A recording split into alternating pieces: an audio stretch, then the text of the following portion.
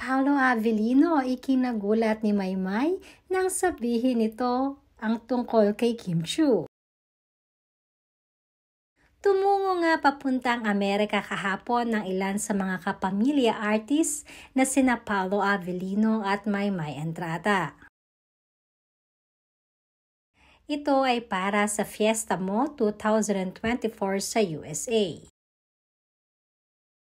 It's a celebration of TFC's 20th anniversary. Pinagkaguluhan din ang naging pagdating ni Maymay at Paolo ng ating mga kababayan sa USA. Madami naman ang patuloy na naghahanap kay Kim Chiu. Pero this time naman ay hindi muna makakasama ni Paolo Avellino ang kanyang ka-love team na si Chinita Princess.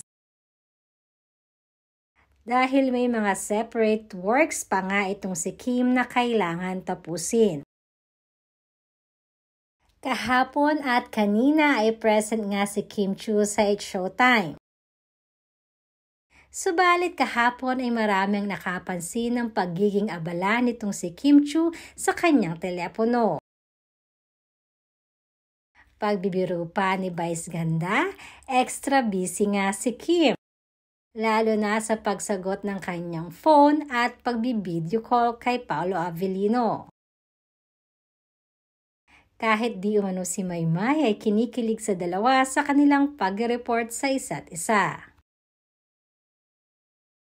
Panay di umano ang pag-update nitong si Paolo ng kanilang kaganapan simula ng pag-landing nila sa USA. Sabi pa ni Paolo ay miss na miss niya na si Kim dahil normally ay si Kim ang kasama niya.